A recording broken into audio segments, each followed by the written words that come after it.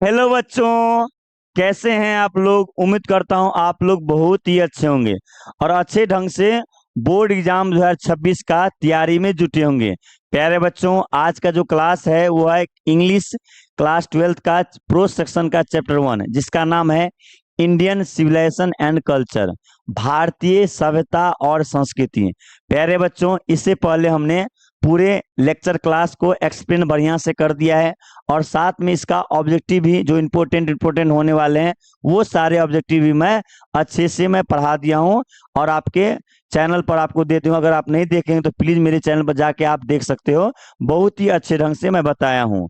आज का जो क्लास है प्यारे बच्चों, ये है subjective question, Indian selection culture का सब्जेक्टिव क्वेश्चन, जो आपको बोर्ड एग्जाम में बहुत ही इंपॉर्टेंट होने वाला है ये क्वेश्चन।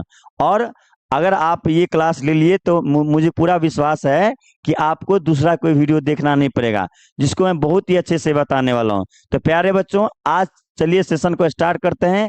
सेशन को स्टार्ट करने से पहले मैं आपको कुछ कहना चाहता हूँ। कहते हैं कि जिंदगी खेलती भी उसी के साथ है, जिंदगी खेलती भी उसी के साथ है जो खिलाड़ी बेहतरीन होता है। दर्द सबके एक से हैं मगर हौसले सबके अलग अलग हैं। कोई हताश होके बिखर जाता है, कोई हताश होके बिखर जाता है तो कोई संघर्ष करके निखर जाता है। प्यारे बच्चों, कैसा लगा आप हमें कमेंट करके जरूर बताना। चलिए सेशन को स्टार्ट करते हैं। आज का सेशन है इंडियन सिविलाइजेशन कल्चर का सब्जेक्टिव क्वेश्चन। ओके बच्चों, सब्जेक्टिव मतलब क्वेश्चन आंसर आज हम करेंगे। इससे पहले मैं चैप्टर के बारे में कुछ बता दूं। ये जो है महात्मा गांधी है, इनके राइटर, यानी इस चैप्टर के लिखने वाले हैं कौन है? महात्मा गांधी। प्यारे बच्चों, इस क्लास में आपको इस चैप्टर में आपको 5 डेट हमेशा याद रखना पड़ेगा। पहला डेट याद करना पड़ेगा, इसका जन्म कब हुआ। प्यारे बच्चों, इसका जन्म पूछेगा अगर तो 2 अक्टूबर 1869 को इसका जन्म हुआ। प्यारे बच्चों, इसका अगर मृत्यु पूछेगा यानी डेट पूछेगा तो 30 जनवरी 1948 को इसका मृत्यु हुआ। प्यारे बच्चों, अगर इसका पूछेगा कि ये जो है विदेश कब गए, तो ये विदेश जो है वो गए थे 1893 ईस्वी में। अगर पूछेगा कि इसका जो है ये जो है विदेश से कब लौटे, तो ये जो है इंडिया से कब लौटे, तो ये 1915 में लौटे। इसके बाद अगर पूछेगा कि ये जो है चंपारण यानी बिहार कब आए, तो ये आया कब? 1917 ईस्वी में। तो ये 5 डेट आपको बहुत ही अच्छे से याद करना पड़ेगा। और ये महात्मा गांधी जो है, ये हम इंडिया को आजाद कराने में बहुत ही अहम भूमिका निभाए। ये सच्चाई के रास्ते पर और अहिंसा के रास्ते पर चल के भारत को आजाद दिलाने में महत्वपूर्ण भूमिका निभाए। और बच्चों, ये याद रखना है कि 1915 से लेकर 1948 तक ये भारतीय राजनीति पर पूरा उसका प्रभुत्व था, यानी पूरा उसका धाक था। तो चलिए बच्चों, कुछ मैं आपको इस चैप्टर के बारे में इंट्रोडक्शन अच्छे से बता दिया और इंट्रोडक्शन बताने के बाद मैं इसको क्वेश्चन आंसर में करवाने वाला हूं। चलो ध्यान दो।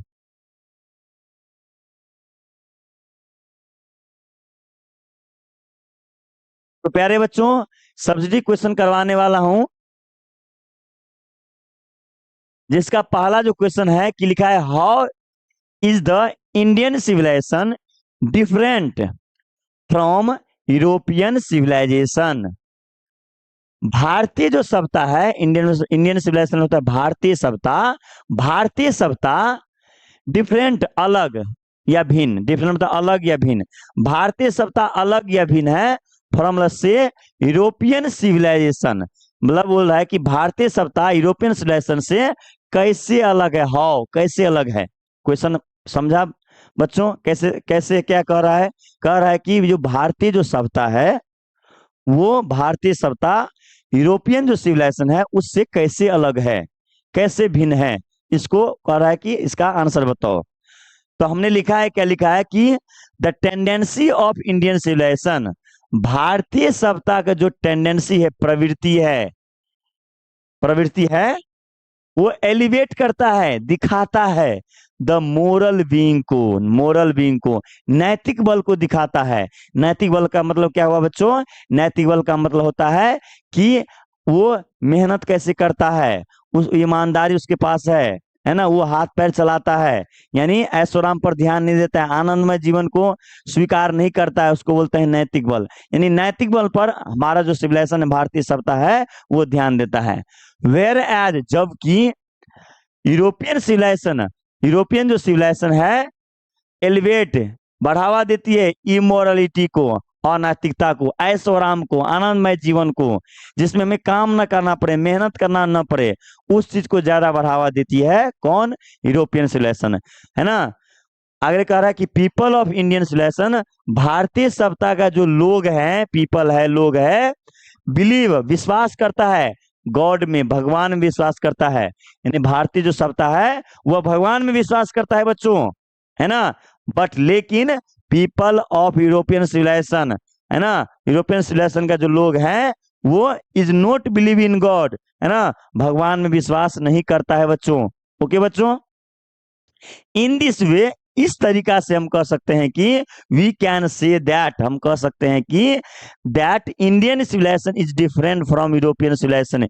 इस तरीका से हम कह सकते हैं कि जो भारतीय जो सभ्यता है वो डिफरेंट है, अलग है, भिन्न है यूरोपियन सिविलाइजेशन से। ओके बच्चों, तो ये जो क्वेश्चन है कह रहा है कि, समझा रहा हूं कि भारतीय जो सभ्यता है वो यूरोपियन सिविलाइजेशन से कैसे अलग है। तो हमने इसका आंसर बताया कि भारतीय जो सभ्यता है वो नैतिकता पर, यानी मोरल बीइंग पर ध्यान देती है, मेहनत करने के लिए कहता है ना, पसीना बहाने के लिए कहता है, हाथ पैर चलाने के लिए कहता है, जबकि यूरोपियन जो सिविलाइजेशन है वो ऐशोआराम पर ध्यान देती है ना बच्चों, आनंदमय जीवन पर ध्यान देती है। और कह रहा है इंडियन जो सिविलाइजेशन है वो भगवान में विश्वास करते हैं, जबकि यूरोपियन जो सिविलाइजेशन है वो भगवान में विश्वास नहीं करते हैं। इसलिए इस तरीके से हम कह सकते हैं कि भारतीय जो सभ्यता है यूरोपियन सिविलाइजेशन से अलग है। प्यारे बच्चों, मुझे लग रहा है कि क्वेश्चन 1 आप समझ गए होंगे। चलिए क्वेश्चन 2 स्टार्ट करता हूं। क्वेश्चन 2 कह रहा है कि व्हाई डज गांधी जी से that mind is a restless word, है ना, मतलब गांधी जी क्यों कहते हैं, गांधी जी क्यों कहते हैं कि हमारा जो दिमाग है वो बेचैन पक्षी की तरह है, हमारा जो दिमाग है वो बेचैन पक्षी की तरह है। What makes the mind restless, है ना, हम क्या ऐसा चीज है जो हमारे दिमाग को बेचैन बनाता है, क्या ऐसा चीज है जो हमारे दिमाग को बेचैन बनाता है। प्यारे बच्चों, समझ में आया क्वेश्चन? प्यारे बच्चों, क्या हम बोले, हमने ये बताया कि गांधी जी कहता है, क्वेश्चन है कि गांधी जी कहता है कि हमारा जो दिमाग है वो बेचैन पक्षी की तरह क्यों है, एक जगह अस्थिर क्यों नहीं रहता है, कभी इधर कभी उधर, कभी यहाँ कभी वहां, ऐसा क्यों रहता है, और क्या ऐसा चीज है जो हमारा दिमाग को रेस्टलेस बनाता है, बेचैन बनाता है, क्या ऐसा चीज है।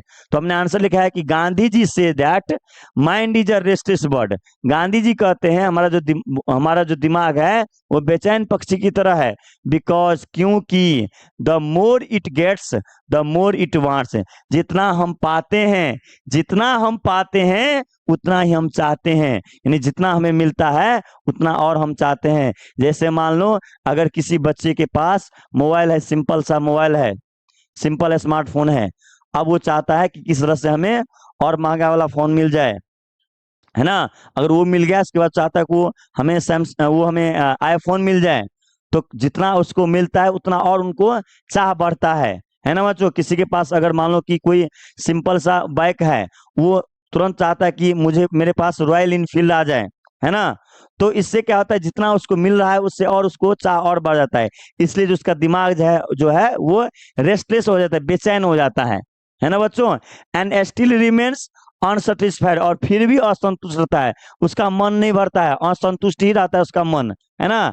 आवर वांट्स, हमारी जो चाह है ना, एंड पैशन, और हमारा जो जुनून है, हमारा जो शौक है, मेक्स आवर माइंड रेस्टलेस, वो हमारा जो दिमाग है उसको बेचैन कराता है। हमारी चाह, हमारी हमारी जो है कामना, हम ये चाहिए, हमें ये चाहिए, है ना, और हमारा पैशन, हमारे शौक की वजह से हमारा जो दिमाग है वो बेचैन रहता है, क्या रहता है, बेचैन रहता है। ओके बच्चों, तो क्वेश्चन 2 आप समझ गए होंगे। अब क्वेश्चन नंबर 3 पर देखते हैं क्या कह रहा है। क्वेश्चन 3 कह रहा है कि how did our ancestor enjoy true home rule, how did our ancestor enjoyed true home rule, हमारा जो पूर्वज था, एंसेस्टर में पूर्वज होता है, हमारा जो पूर्वज था वो ट्रू होम रूल को, है ना, सच्चे ट्रू होम रूल का मतलब होता है कि सच्चे जो घर था, मतलब उस समय में उसको कैसे एंजॉय करता था, पूरे जो है ग्रामीण जो नियम था उसको कैसे एंजॉय करता था हमारा एंसेस्टर, हमारा पूर्वज, है ना। तो प्यारे बच्चों, ट्रू होम रूल का मतलब होता है कि पहले जो हमारा जो एंसेस्टर थे, है ना, पूर्वज जो थे, वो शहर नहीं जाते थे, शहर उसको पसंद नहीं था, वो गांव में रहना पसंद करते थे। और गांव में रहकर वो परिवार के साथ रहते थे, ज्वाइंट फैमिली में रहते थे। उस फैमिली में दादा दादी होते थे, चाचा चाची होते थे, पापा मम्मी होते थे, भाई बहन होते थे, कोई अलग नहीं होते थे। और वो सभी लोग साथ मिलकर कृषि के काम करते थे, जानवर को पालते थे, और उससे उसका घर चलता था, उसका जीवन चलता था। तो ये होता है ट्रू होम रूल। तो हमारा जो एंसेस्टर है वो ट्रू होम रूल को कैसे एंजॉय करते थे? तो our ancestor enjoyed true home rule, हमारा जो एंसेस्टर है इंजॉय करता था ट्रू होम रूल को, बिकॉज क्योंकि दे थॉट, उसने सोचा कि there are so many thieves and robbers are in cities, मतलब जो है मतलब जो है शहर में बहुत सारे, उसने सोचा कि शहर में बहुत सारे चोर है, डाकू है ना। तो इसलिए वो गांव से बाहर नहीं गए। ओके बच्चों, they felt that the poor are robbed by the rich, है ना। उसने देखा कि धनी अमीरों के द्वारा पुअर को यानी गरीब को लूटा जाता है। रॉब्ड क्या होता है? लूटा जाता है। इन लार्ज सिटीज, बड़े शहरों में, है ना। दे लिव्ड इंडिपेंडेंटली, वह स्वतंत्रता पूर्वक रहते थे। And followed there agriculture occupation, और फॉलो करता था एग्रीकल्चर ऑक्यूपेशन को, है ना, पालन करता था कृषि व्यवसाय को। प्यारे बच्चों, इसमें हमने बताया थी, इसमें ये क्वेश्चन है कि हमारा जो पूर्वज है वो ट्रू होम रूल को कैसे एंजॉय करते थे। तो हमारा जो एंसेस्टर है वो ट्रू होम रूल को ऐसे एंजॉय करते थे। उसने सोचा कि बड़े बड़े जो शहर है उसमें चोरों और डाकुओं का बसेरा है, चोर और डाकू रहते हैं शहर में। और उसने सोचा कि जो अमीर आदमी है वो गरीब आदमी को लूटते हैं, रॉब्ड करते हैं बड़े शहरों में। And they lived independently and followed there agriculture occupation, और गांव में जो स्वतंत्रता पूर्वक हम लोग रहते थे और फॉलो करते थे एग्रीकल्चर ऑक्यूपेशन को। ओके बच्चों, अगला क्वेश्चन देखते हैं। क्वेश्चन नंबर 4 कह रहा है कि what is the civilisation is the real sense, real sense of term, है ना। Real sense term, sense of term का मतलब है सच्चे अर्थों में। सच्चे अर्थों में सिविलाइजेशन का मतलब क्या होता है? ये 2018 और 2020 का क्वेश्चन है, पूछा हुआ इंपोर्टेंट क्वेश्चन है प्यारे बच्चों, इसको ध्यान देना। कह रहा है क्वेश्चन कि सच्चे अर्थों में सिविलाइजेशन का मतलब, सभ्यता का मतलब क्या होता है सच्चे अर्थों में? तो the real sense of civilisation, सच्चे अर्थ में सिविलाइजेशन का मतलब होता है not multiplying on our wants, हमारे जो वांट्स इच्छा है उसको बढ़ाता नहीं है, मल्टीप्लाई नहीं करता है, बट ऑन रिस्ट्रिक्टिंग देम, लेकिन उस पर रोक लगाता है। हमारा जो सिविलाइजेशन, हमारा जो सभ्यता है वो बताता है कि हमारी इच्छा जो है, हमारी जो कामना है उसको बढ़ाने का काम नहीं करता है। हमारा जो सिविलाइजेशन क्या करता है, सभ्यता क्या करता है, उसको रोकता है, उस पर रोक लगाता है कि इतना कामना, इतना इच्छा ना बढ़े, है ना। अकॉर्डिंग टू गांधी जी, गांधी जी के अनुसार the civilisation is that mode of conduct, है ना। सिविलाइजेशन व्यवहार का वो तरीका है, व्यवहार का वो तरीका है विच पॉइंट, जो हमें बताता है और to man the path of duty, जो आदमी के कर्तव्य का रास्ता बताती है। यानी सिलेक्शन जो है बताती है कि ये कर्तव्य का रास्ता, आदमी का कर्तव्य क्या है। जैसे मैं अभी पढ़ाता हूं आप लोग को, तो मेरा काम है कि बच्चे को अच्छे से पढ़ाना, अच्छे से शिक्षा देना, अच्छे से समझाना, है ना। और वही आपका काम है कि जब टीचर पढ़ा रहा है तो उसको ध्यान से सुनना, समझना, अच्छे से पढ़ाई करना, अच्छे से बोर्ड एग्जाम में मार्क लाना, अच्छा मार्क लाना, ये आपका काम है। तो अगर हम और आप, मैं अपना काम अगर नहीं करता हूं अच्छे से और आप अपना काम अच्छे से नहीं करते हैं, इसका मतलब है कि आप और हम सिविलाइजेशन यानी सभ्यता का पालन नहीं कर रहे हैं। अगर हम लोग सभ्यता का पालन कर रहे हैं, इसका मतलब है कि हम कर्तव्य का पालन कर रहे हैं। प्यारे बच्चों, मुझे लग रहा है कि समझ गए होंगे क्वेश्चन नंबर 4। ओके बच्चों, आगे बढ़ते। क्वेश्चन नंबर 5 कह रहा है कि what does our civilisation depend upon, है ना। सिविलाइजेशन किस पर निर्भर करता है, ये 2021 में पूछा गया क्वेश्चन है। तो our civilisation depend not on multiplying on our wants but on restricting them. ये हमारा जो सिविलाइजेशन है वो हमारी चाह को, हमारी वांट्स को नहीं बढ़ाता है, लेकिन उस पर रोक जरूर लगाता है। रिस्ट्रिक्टिव मतलब रोक लगाना, रोक लगाता है ना। यानी बोल रहा है कि क्वेश्चन कह रहा है कि हमारा जो सिविलाइजेशन है वो किस चीज पर डिपेंड करता है। और जो हमारा जो सिविलाइजेशन है वो चाह को नहीं बढ़ाता है, मल्टीप्लाई नहीं करता है, लेकिन उस पर जोर जरूर रोक लगाता है। ओके बच्चों, आगे देख रहे हैं क्वेश्चन नंबर 6 कि what was the great lesson and to teach the west, है ना।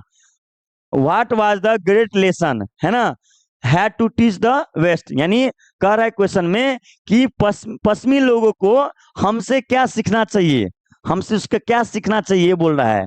ओके बच्चों, क्वेश्चन कह रहा है कि पश्चिमी लोगों को हमसे क्या सीखना चाहिए। The great lesson that India had to teach, है ना। मतलब जो है इंडिया को पश्चिमी से ये सीखना, पश्चिमी लोगों को ये सीखना चाहिए कि, है ना, लेसन ऑफ यूनिटी, यानी एकता का पाठ सीखना चाहिए। कैसे हम कैसे एकजुट रहता है ना। इंटीग्रिटी, अखंडता का पाठ पढ़ना चाहिए, और ह्यूमैनिटी, मानवता का, इंसानियत का पाठ पढ़ना चाहिए। ये सीखना चाहिए भारत से। इन भारत में देखो कितना धर्म है, कितना जाति है, कितना भाषा बोलने वाले लोग हैं, और फिर भी और अलग अलग जाति के धर्म के लोग हैं। हिंदू है, मुस्लिम है, सिख है, ईसाई है, बौद्ध है, हर एक धर्म का लोग है ना बच्चों। भाषा बहुत सारे भाषा है ना। तो इतने सारे विविधता के होने के बावजूद भी हमारा देश में एकता बनी हुई है, अखंडता है, टूट नहीं रहा हमारा देश, और साथ में इंसानियत बचा है, मानवता बचा हुआ है। तो ये चीज जो है इंडिया से उसे सीखना चाहिए। ओके बच्चों, अगला क्वेश्चन देख रहे हैं, क्वेश्चन नंबर 7। क्वेश्चन नंबर 7 कर रहा है कि what did the author convey to the country man about dealing with modern civilisation, है ना। यानी बोल रहा है कि हमारे देशवासियों को मॉडर्न सिविलाइजेशन से कैसे डील करना चाहिए, कैसे उसको निपटना चाहिए मॉडर्न सिविलाइजेशन से, है ना। 2021 का क्वेश्चन पूछा हुआ है। तो अकॉर्डिंग टू द ऑथर के अनुसार, लेखक के अनुसार, the tendency of Indian civilisation, भारतीय सभ्यता की जो टेंडेंसी है, प्रवृत्ति है, is to elevate the moral being, नैतिक बल को बढ़ावा देती है। यानी नैतिक बल पर ध्यान देना चाहिए भारतीय सभ्यता को, है ना, नहीं भारतीय लोगों को। बट द मॉडर्न सिविलाइजेशन, जबकि जो आधुनिक जो सभ्यता है, इज टू प्रोपगेट इमोरलिटी, जबकि आधुनिक जो सभ्यता है वो अनैतिकता को बढ़ावा देती है, प्रोपेगेट करती है। ही टोल्ड हिज कंट्रीमैन, देशवासियों से उसने कहा कि देयर सिविलाइजेशन, अपना जो सिविलाइजेशन है, avoid the modern civilisation, modern civilisation को अवॉइड करो, त्याग दो, एट एनी कॉस्ट, किसी भी कीमत पर। यानी कह रहा है किसी भी कीमत पर मॉडर्न सिविलाइजेशन को अपनाओ नहीं, है ना, किसी भी कीमत पर, है ना। लेकिन अपना जो सिविलाइजेशन है उसको हमेशा अपने जो है उसको जो है हमेशा अपनाओ, है ना। हमें कभी भी जो है ऐशो आराम पर मत ध्यान दो, है ना। हमेशा जो है हाथ पैर चलाओ, मेहनत करो, उस पर ध्यान देने के लिए कह रहा है कि हमारे देशवासियों को, है ना। आगे बढ़ते हैं, क्वेश्चन नंबर 8 कह रहा है, क्वेश्चन नंबर 8 कह रहा है कि what do you understand by civilisation and culture, है ना।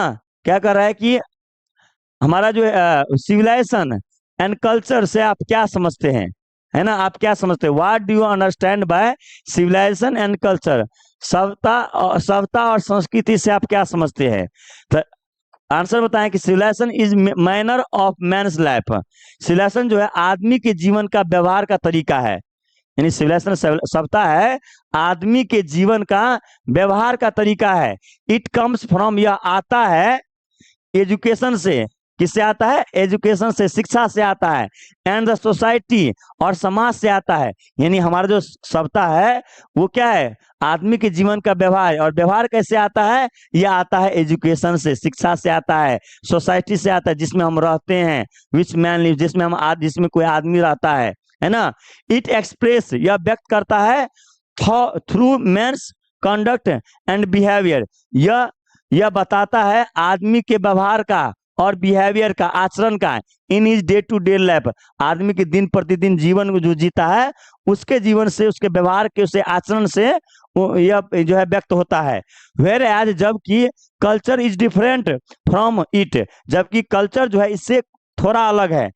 इट इट इंक्लूड्स दैट, इसमें शामिल होता है आर्ट, लैंग्वेज, आर्ट मतलब कला, लैंग्वेज होता है भाषा, है ना, ट्रेडिशन परंपरा, एंड रिलीजन बिलीफ, और धार्मिक विश्वास है ना। यानी कह रहा है कि सभ्यता जो है वो आदमी के जीवन का व्यवहार है ना, और ये आता है एजुकेशन से, समाज के, जिस समाज में हम रहते हैं उससे आता है, और यह व्यक्त करता है किसी भी आदमी के आचरण को, व्यवहार को, जो हम दिन प्रतिदिन उसको हम समाज में जो हम लाते हैं उसको यूज करते हैं उससे। और जबकि कल्चर जो है इससे अलग है, ये इसमें शामिल होता है कला, art, language, tradition and religious belief इसमें शामिल होता है। प्यारे बच्चों, आपको क्वेश्चन नंबर 8 समझ में आया होगा। अब देखते हैं अगला question, question number 9। Question number 9 last question है, और ये 2019 का क्वेश्चन पूछा हुआ क्वेश्चन है, बहुत इंपॉर्टेंट है, ध्यान दो। व्हाई डिड आवर एंसेस्टर, हमारा जो पूर्वज है डिसऑर्डर, मना किया, अस, हम लोग को, फ्रॉम लग्जरियस एंड प्लेजर, है ना, आनंदमय जीवन से, है ना, और मतलब ऐशोराम के जीवन से और आनंदमय जीवन से मना किया है। क्यों मना किया है, क्वेश्चन ये पूछा है 2019 में पूछा है कि आवर एंसेस्टर, आंसर में कह रहा है कि हमारा जो पूर्वज है वो डिसऑर्डर, मना किया अस, हम लोग को, फ्रॉम लग्जरियस एंड प्लेजर, है ना, ऐशोराम की जिंदगी से और आनंदमय जीवन से जो है मना किया है। बिकॉज, क्योंकि, it habits of any person to live, मतलब किसी भी पर्सन का हैबिट हो जाता है, आदत हो जाता है लग्जरियस एंड प्लेजर लाइफ जीने का। अगर किसी को अगर जीवन में जैसी अगर आनंदमय अगर जीवन दे दिया, लग्जरियस लाइफ दे दिया जाए तो उसका आदत हो जाता है, बात को समझे, है ना। Then their life very difficult, उसका जो जीवन है वो बहुत ही डिफिकल्ट हो जाता है, क्योंकि उसका आदत हो गया है वैसा जीवन जीने का, है ना। अकॉर्डिंग टू गांधी जी के अनुसार, आवर रियल हैप्पीनेस, हमारी जो असली खुशी है, रियल मतलब असली और हैप्पीनेस मतलब खुशी, हैप्पीनेस मतलब खुशी, असली जो खुशी है, एंड हेल्थ और स्वास्थ्य है, when our hands and feet use in proper way, जब हम अपने हैंड्स यानी हाथ को और फीट यानी पैर को प्रॉपर वे में सही तरीके से यूज करते हैं, तब हम असली खुशी पाते हैं।